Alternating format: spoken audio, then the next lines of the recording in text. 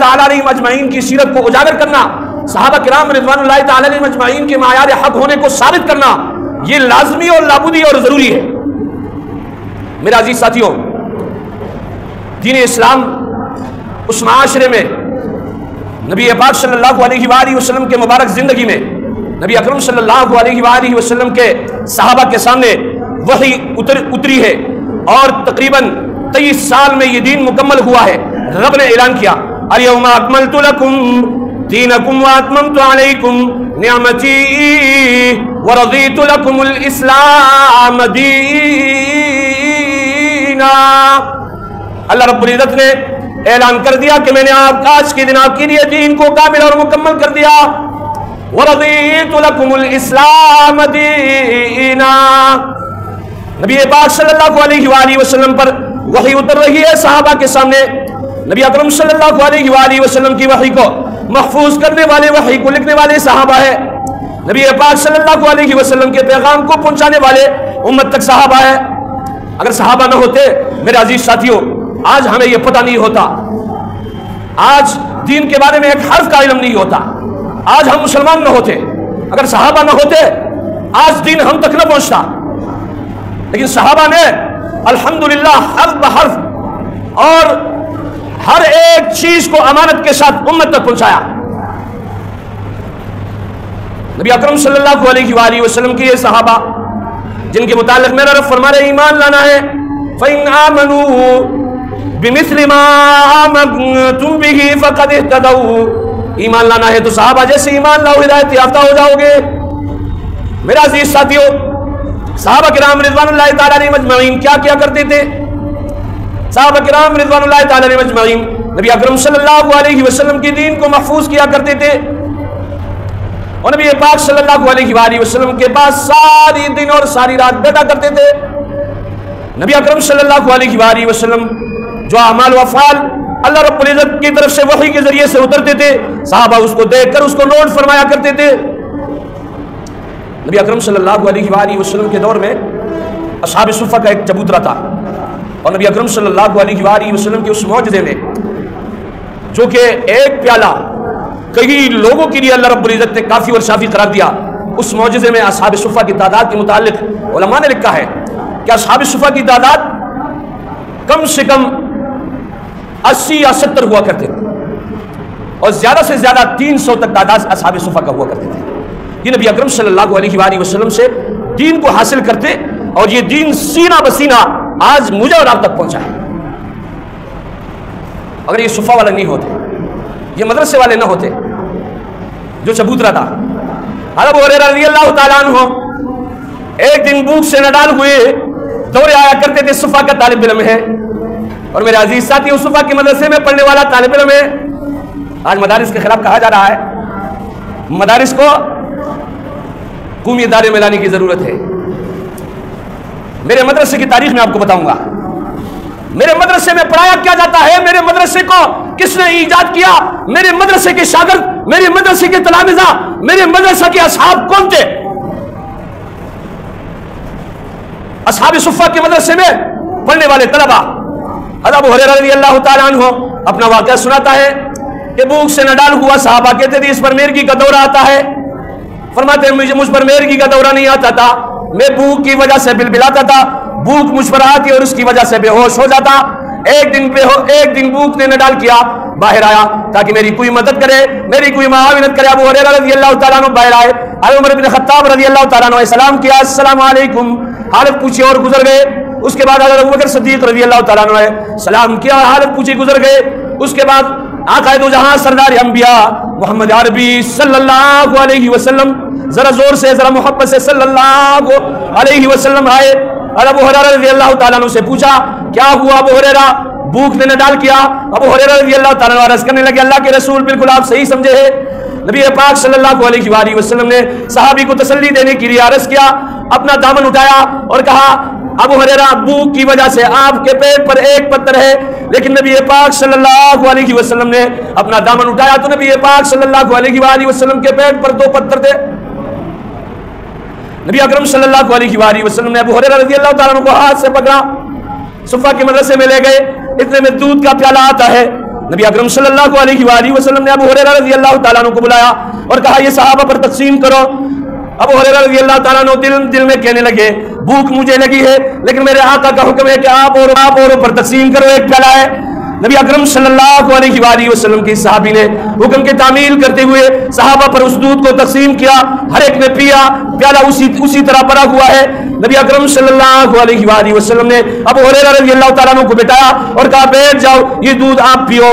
ابو ہریرہ رضی اللہ تعالیٰ عنہ دودھ پینے لگے اور پھر نبی اکرم صلی اللہ علیہ وآلہ وسلم نے دوبارہ کہا پھر پیو. پھر سبارہ فرمایا, حکم دیا کہ پھر پیو. سبارہ جب کہا گیا ابو ہریرہ رضی اللہ تعالیٰ عنہ کہنے لگے اللہ کے رسول دودھ میرے پوروں تک آ چکا ہے. صحابہ کی تعداد کم سے کم, صفہ کی صحابہ کی تعداد, اس مدرسے کے طالب علموں کی تعداد کم سے کم 80 سے 70 ہوا کرتی تھی اور زیادہ سے زیادہ 300 کی تعداد ہوا کرتی تھی. ایک پیالہ سب کے لیے نبی پاک صلی اللہ علیہ وآلہ وسلم کا معجزہ ہے, سب کے لیے کافی ہو جاتا ہے. میرے عزیز ساتھیوں, اس صفہ کے مدرسے میں ایک طالب علم ہے جن کا نام ہے سلمان فارسی. یہ آیا تو فارس سے, غیر ملکی طالب علم تھا, غیر ملک سے پڑھنے کے لیے آیا تھا, دین کی تلاش میں آیا تھا. سلمان فارسی رضی اللہ تعالیٰ عنہ کا واقعہ مشہور ہے کہ وہ حق کی تلاش میں نکلا, پھر غلام بنا, کسی طریقے سے مدینے تک پہنچا, نبی اکرم صلی اللہ علیہ وآلہ وسلم پر ایمان لایا, نبی پاک صلی اللہ علیہ وسلم کی شاگردی اختیار کی. یہ غیر ملکی طالب علم نبی پاک صلی اللہ علیہ وآلہ وسلم کے مدرسے میں پڑھ رہا ہے.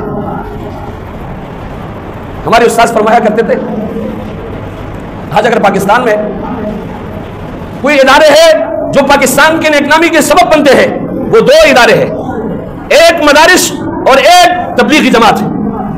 اور پھر اپنا واقعہ سنایا. اللہ ڈاکٹر عبدالرزاق اسکندر صاحب نور اللہ مرقدہ ہمارے استاد سے ہمیں بخاری پڑھایا, اللہ ان کے قبر نور سے بھر دے. فرمانے لگے افریقہ کی وزیر جنگلات نے مجھے اپنے ولیمے پر بلایا اور میں نے ان سے پوچھا کہ 54 اسلامی ممالک ہے, آپ نے پاکستان کے قونصلیٹ پاکستان کے لوگوں کو بلایا ہے اور مجھے بلایا ہے, کیا سعودی عرب کے قونصلیٹ والی نہیں تھے؟ کیا اس کے علاوہ اور جتنے ممالک کے یہ نہیں تھے؟ وہ وزیر جنگلات کہنے لگا استاد محترم میں نے آپ کو اس لیے بلایا کہ آپ کے مدرسے میں نے علم حاصل کیا ہے, ان قونصلیٹ والوں کو اس لیے بلایا کہ انہوں نے مجھے ویزا دیا ہے اور اس ویزے کی وجہ سے میں نے علوم الہیہ علوم دینیہ سیکھا ہے. آج ان کا میرے اوپر احسان ہے, اس احسان کو دیکھتے ہوئے آج جب مجھ پر خوشی آتی ہے وہ میں اکیلا میں اس خوشی کو آپ کے ساتھ بانٹنا چاہتا ہوں. وزیر جنگلات ہے, افریقہ کا وزیر جنگلات ہے, اس نے پنیوٹون میں سبق حاصل کیا, عالم بنا, لیکن پاکستان کے ساتھ محبت کو دیکھیے کہ آج پنیوٹون کے محتمم کو اپنے ولیمے پر بلایا جاتا ہے, پاکستان کے قونصلیٹ کے لوگوں کو بلایا جاتا ہے. اس لیے تو لارڈ موکالے نے کہا تھا نا, یہ نام ہے لارڈ میکالا لیکن ہم اس کو لارڈ موکالا کہتے ہیں کہ تعلیم ایسی چیز ہے جس کی وجہ سے انسان اپنا تشخص, اپنا دینی تربیت, اپنا سب کچھ بھول جاتا ہے. اور کہا آپ نظام تعلیم چینج کر دو. تو تعلیم کی وجہ سے جو تعلیم آج پاکستان میں دو ادارے ایسے ہیں, ایک مدرسے کی مثال میں نے آپ کو دی اور ایک تبلیغی جماعت. الحمدللہ دنیا کے ہر کونے میں آپ کو مبلغ ملے گا اور دین کو مسلمانوں تک پہنچاتا ہوا ملے گا, اور اس کے مراکز صرف آپ کو پاکستان میں ملیں گے.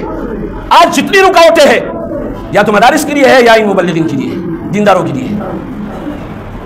میرے عزیز ساتھیوں, دیکھا جائے جب بھی قومی بجٹ پاس ہوتا ہے نہ مدارس کے لیے کوئی حصہ ہوتا ہے نہ تبلیغی جماعت کے لیے کوئی حصہ ہوتا ہے, لیکن الحمدللہ یہ دونوں طبقے ہمارے ملک کی نیکنامی کا ذریعہ بن رہے ہیں.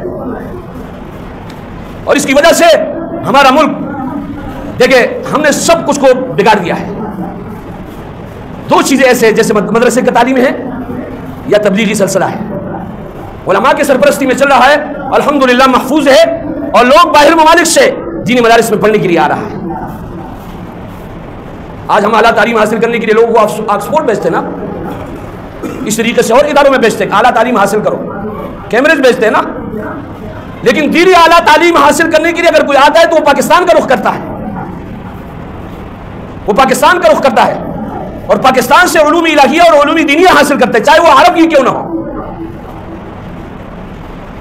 تو ایسے میں ہمیں جو ہے ان لوگوں کی حوصلہ افزائی کر لینی چاہیے, اور یہ سلسلہ نبی اکرم صلی اللہ علیہ وآلہ وسلم سے چلتا آ رہا ہے.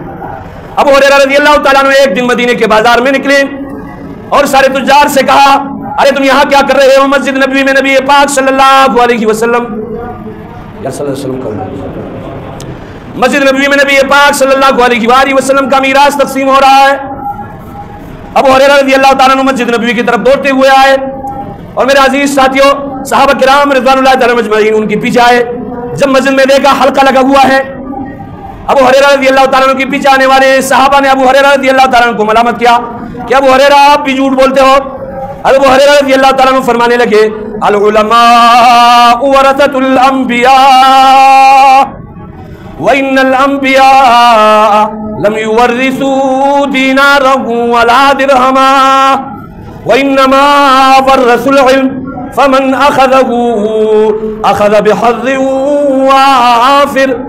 حضرت ابو ہریرہ رضی اللہ تعالیٰ عنہ نے یہ حدیث پڑھ کر سنائی کہ نبی پاک صلی اللہ علیہ وآلہ وسلم کا فرمان ہے کہ علماء انبیاء علیہ السلام کے وارث ہیں. انبیاء علیہ السلام اپنی میراث میں درہم دنانیر نہیں چھوڑا کرتے ہیں. انبیاء علیہ السلام اپنی میراث میں علم چھوڑا کرتے ہیں اور یہ علم تقسیم ہو رہا ہے. نبی اکرم صلی اللہ علیہ وآلہ وسلم کا میراث ہے, میں جھوٹ نہیں بولا ہوں. اس میراث میں سے جس نے جتنا حصہ لیا اتنا بڑا وارث بنے گا. تو ابو ہریرہ رضی اللہ تعالیٰ عنہ نے اس وقت کے صحابہ کو سمجھا دیا کہ یہ میراث ہے نبی پاک صلی اللہ علیہ وآلہ وسلم کا, اور یہ میراث الحمدللہ بخوبی آج دینی مدارس میں تقسیم کیا جا رہا ہے. صحابہ کرام رضوان اللہ تعالی مجمعین کا نصاب اور نظام کیا تھا؟ قرآن مجید سکھاتے تھے. قرآن مجید کی آیات ہے لقد من اللہ علی المؤمنین اذ بعث فیہم رسولا منہم یتلو علیہم آیاتک وَيُعَلِّمُهُمُ الْكِتَابَ وَالْحِكْمَةَ وَيُزَكِّيهِمْ. چار چیزیں مدارس میں سکھائی جاتی ہیں. پاک صلی اللہ علیہ وآلہ وسلم نے صحابہ کو سکھایا, قرآن مجید سکھائی, اسی طریقے سے قرآن مجید کی تفسیر سکھائی, اسی طریقے سے قرآن مجید کی حکمت اور رموز سکھائے, اسی طریقے سے نبی پاک صلی اللہ علیہ وآلہ وسلم نے صحابہ کا تزکیہ نفس فرمایا. آج مدارس میں جو سکھایا جاتا ہے اس کتاب کا نام کیا ہے؟ ذرا جواب دیجئے, کیا سکھایا جاتا ہے؟ بتاؤ نا یار. اس کا نام ہے قرآن. کیا سکھایا جاتا ہے؟ یہاں یہ جو قاری صاحب پڑھاتے ہیں آپ لوگوں نے دیکھا یہ کیا پڑھاتا ہے؟ بتاؤ نا یار. صحابہ کے دور میں کیا پڑھایا جاتا تھا؟ یہ وہ سلسلہ ہے جو وہاں تک الحمدللہ میرا سند, اس قاری صاحب کا سند نبی پاک صلی اللہ علیہ وسلم اور نبی اکرم صلی اللہ علیہ وسلم سے جبرائیل امین اور جبرائیل امین سے اللہ تک پہنچتا ہے. اور اس انسان کو اللہ رب العزت نے پیدا کیا اور اس کے ساتھ اس کلام کو بھیجا. اس انسان کو اس کلام کے مطابق استعمال کیا جائے گا, یہ مشین کامل اور مکمل ہوگی. لیکن اس کلام سے ہٹ کر اگر اس کو استعمال کیا جائے گا یہ ناکارہ ہو جائے گی, یہ خراب ہو جائے گی, اس میں فالٹ آ جائے گا اور پھر یہ جو ہے کرامت ثابت نہیں ہوگی. تو میرے عزیز ساتھیوں مدارس کا نظام نبی اکرم صلی اللہ علیہ وسلم نے چلایا ہے, صحابہ کو دیا, صحابہ نے تابعین کو دیا, تابعین نے تبع تابعین کو دیا, تبع تابعین نے ائمہ مجتہدین کو دیا, اور آج تک یہ سلسلہ چلا آ رہا ہے. اگر کوئی شخص کہے کہ میں مدارس کو ختم کروں, مدارس ختم ہو جائیں گے, نہیں. میرے رب نے وعدہ کیا ہے اِنَّا نَحْنُ نَزَّلْنَا الذِّكْرَ وَإِنَّا لَهُ لَحَافِظُونَ. اللہ رب العزت فرمانے قرآن مجید میں نے نازل کیا ہے, اس کے حفاظت کا ذمہ بھی میں نے لیا ہے. جب اللہ رب العزت نے حفاظت کا ذمہ لیا ہے تو وہ مدارس والوں کے ذریعے سے قرآن مجید کی حفاظت کرے گا, اور انشاءاللہ مدارس والی بھی رہیں گے اور مدارس میں پڑھانے والی بھی رہیں گے, مدارس میں پڑھنے والی بھی رہیں گے. لیکن جو ان سے ٹکرائے گا خود پاس ہو جائے گا. اسی شعر پر اپنی تقریر کا اختتام کرتا ہوں. اسلام کی فطرت میں قدرت نے لچک ڈالی ہے, جتنا کہ دباؤ گے اتنا ہی ابھرے گا. وآخر دعوانا الحمدللہ رب العالمین.